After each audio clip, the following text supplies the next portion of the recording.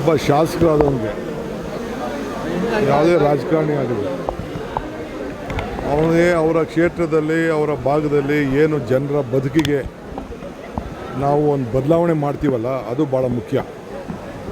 ಸುಮ್ಮನೆ ಓಟ್ ಹಾಯಿಸ್ಕೊಂಡು ಬರೀ ರಾಜಕಾರಣ ಮಾಡ್ಕೊಂಡಿರೋದಲ್ಲ. ನಮ್ಮನ್ನು ನಾಯಕರು ಮಾಡಿದ್ದಾರೆ, ನಾವು ಅವ್ರಿಗೇನು ಕೊಡ್ತೀವಿ ಅಂತ ಭಾಳ ಮುಖ್ಯ. ಆ ದೃಷ್ಟಿಲಿ ಇವತ್ತು ನಾವೆಲ್ಲ ಸೇರಿ ಒಟ್ಟಿಗೆ ಈ ಜಿಲ್ಲೆಯಲ್ಲಿ ನಾವು 4 ಜನ MLAಗಳು ಒಂದು ಮಾದರಿಯಾಗಿ ಕೆಲಸ ಮಾಡ್ತಾಯಿದ್ದೀವಿ. ಇದು ರೈತರಿಗೆ ನಾವೇನು ಕೊಡ್ಬೋದು, ಅವರ ಆರ್ಥಿಕವಾದಂಥ ಶಕ್ತಿ ತುಂಬೋದು. ಸೊ ಹಂಗೆ ಅವ್ರು ಬೆಳೆಯುವಂಥ ರೇಷ್ಮೆ ಇರ್ಬೋದು, ಅವರ ವ್ಯವಸಾಯ, ತರಕಾರಿ ಯಾವುದೇ ಬೆಳೀಲಿ, ಅವ್ರಿಗೆಲ್ಲ ಜನಕ್ಕೆ ಉದ್ಯೋಗವನ್ನು ಸ್ಥಳದಲ್ಲೇ ಕೊಡಬೇಕು ಅನ್ನೋ ದೃಷ್ಟಿಯಿಂದ ಮಾಡ್ತಾಯಿದ್ದೀವಿ.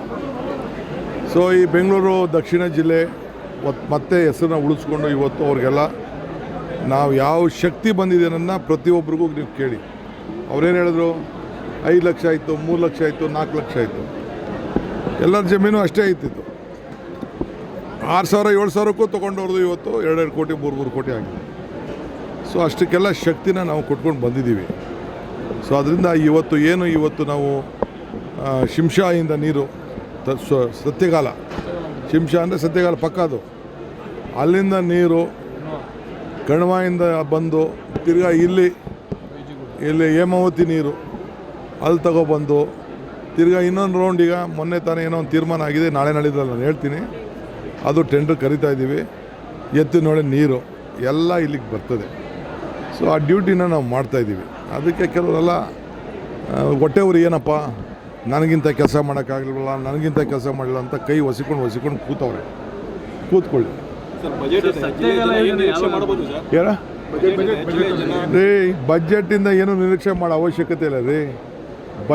ಬಜೆಟ್ ಇರಲಿ, ಬಜೆಟ್ ಇಲ್ಲದೆ ಹೋಗಲಿ, ನಾವು ಕೆಲಸಗಳನ್ನ ನಾವು ಮಾಡ್ತಾಯಿದ್ದೀವಿ. ಈಗ ನೋಡಿ, ನೀವೊಂದು ಸರ್ವೆ ಮಾಡಿಸಿ, ಇಡೀ ದೇಶಕ್ಕೆ ಬೆಂಗಳೂರು ದಕ್ಷಿಣ ಜಿಲ್ಲೆಯಲ್ಲಿ 25 ಸ್ಕೂಲ್ನ, ಒಂದೊಂದು ಸ್ಕೂಲ್ 15 ಕೋಟಿ ಗೌರ್ಮೆಂಟ್ ಸ್ಕೂಲ್ನ ಮಾಡಿದ್ದೀವಲ್ಲ, KPS ಶಾಲೆ.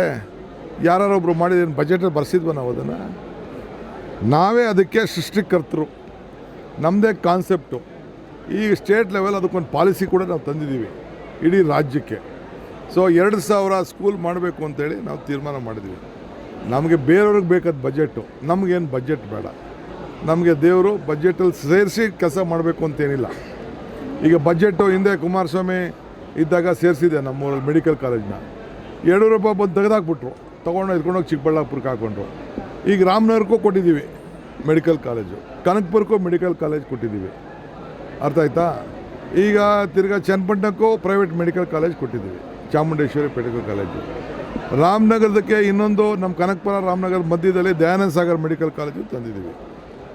ಹಂಗೆ ಏನೇನು ಬೇಕೋ ಮಾಡಿದ್ದೀವಿ. ಸೊ ಮುಂದಕ್ಕೆ ಮಾಗಡಿಗೆ ಏನು ಮಾಡಬೇಕು ಅಂತ ನಮ್ಗೆ ಅರಿವಿದೆ. ಹೇಮಾವತಿ ಲಿಂಕ್ ಎಲ್ಲ ಯಾರು ನಿಲ್ಸೋಕೆ ಆಗೋದಿಲ್ಲ. ಪಾಪ ಅವ್ರೇನೋ ಇಬ್ಬರು ಕೇಳ್ತಿದ್ರು, ಅವ್ರಿಗೂ ಒಂದಷ್ಟು ಫಂಡ್ಸು ಕೊಟ್ಟಿದ್ದೀನಿ. ಇರಲಿ, ಆ ಕೆಲಸ ನಡೀತದೆ, ತಲೆ ಕೆಡಿಸ್ಕೊಳ್ಳೋದು ಬೇಡ. 18 ತಿಂಗಳಪ್ಪ.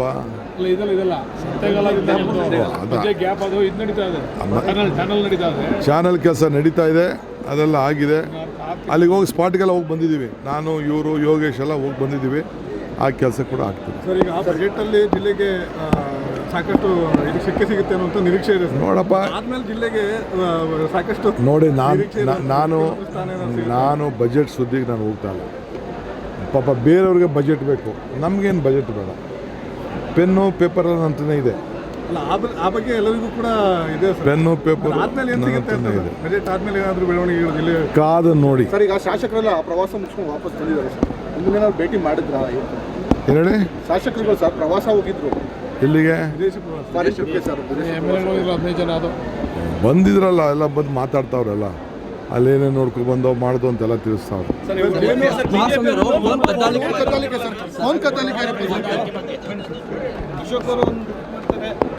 ಅದು ಜಾಸ್ತಿ ಸ್ವಲ್ಪ ಕುಮಾರಸ್ವಾಮಿ ಗೊತ್ತಿರ್ಬೋದು, ಅಶೋಕ್ ಗೊತ್ತಿರ್ಬೋದು, ಅವ್ರನ್ನೇ ಕೇಳಿ.